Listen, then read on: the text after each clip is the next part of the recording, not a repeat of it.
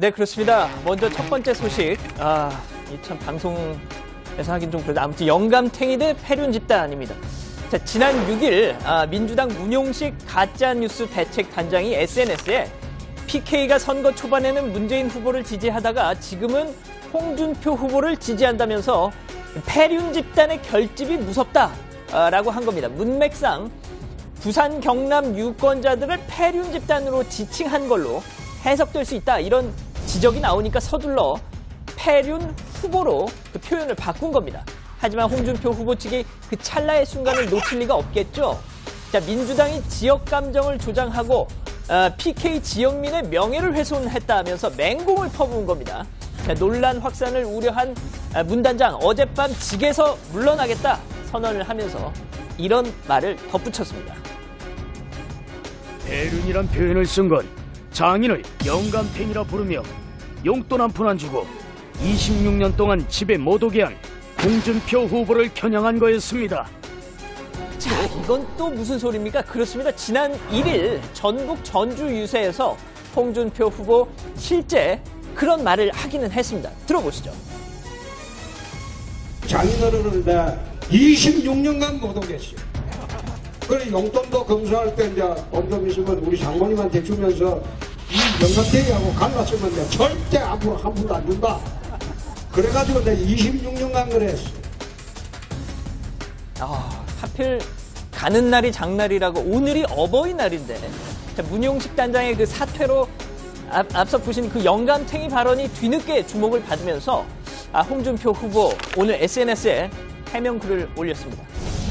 경상도에서는 장인어른을 친근하게 표시하는 속어로 영감쟁이, 영감탱이라고 한다는 겁니다.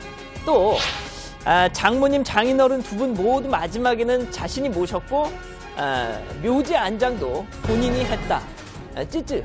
예, 이렇게 했습니다. 그렇다면 경상도에서는 부장을 친근하게 부르는 속어가 뭘까도 궁금해지는데 부장탱이, 복부장이시니까 복탱이. 네. 자, 두 번째 소식은요. 안경만 갖고 왔어도라고 정해봤습니다. 지난 5일 광주에서 사전 투표를 하던 한 남성이 그 기표를 마치고 나오더니 갑자기 나 투표용지 좀 바꿔주시오 하더라는 겁니다.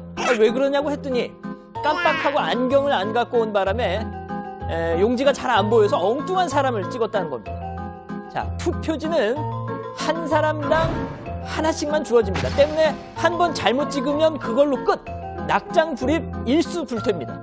엉뚱한 사람을 찍었다면 두 가지 선택뿐이 남습니다. 엉뚱하게 찍은 그 사람한테 소중한 한 표를 헌사하시든지, 죽어도 그럴 수 없다 싶으면 사방에 막 도장을 찍어서 무효표를 만들든지 말이죠. 하지만 이분은 안 바꿔주니까 화가 났든지 투표지를 툭툭 찢었답니다. 검찰에 고발되고 말았습니다. 자, 세 번째 소식. 권영해 너마저라고 정해봤습니다. 김영삼 정부 시절 안기부장 지냈던 권영해 씨, 탄핵 정국 때 친박 집회 선두에 섰었고 이렇게 새누리당 전 공동대표까지 했었죠. 자, 조원진 후보의 대선 후보 추대에 앞장서기도 했습니다. 자, 그런데 대선 이틀을 남겨놓은 어제 느닷없이 자유한국당 당사에서 이런 회견을 한 겁니다. 우리가 언제 당 만들겠다고 태극기 들고 나왔습니까? 더욱이 조원진이라고 하는 한 후보를 대통령 만들겠다고 모여든 것도 아니지 않습니까? 그렇습니다. 조원진 후보가 나 단일화 안 한다, 완주하겠다 이렇게 의지를 밝히니까 홍준표 후보 지지를 선언하면서 자기 당 후보를 어떻게 보면 버린 겁니다. 자, 조원진 후보 비장한 심정으로 오늘 회견장에 섰습니다. 이렇게 말이죠. 단일화를 이미 했다는 도, 조원진이 종북이라는 도, 고향도 바꾸고 남의 이념조차도 바꾸면서 엄해하고 있습니다. 저 조원진은 그러한 조작 업무에 눈 하나 깜짝하지 않습니다.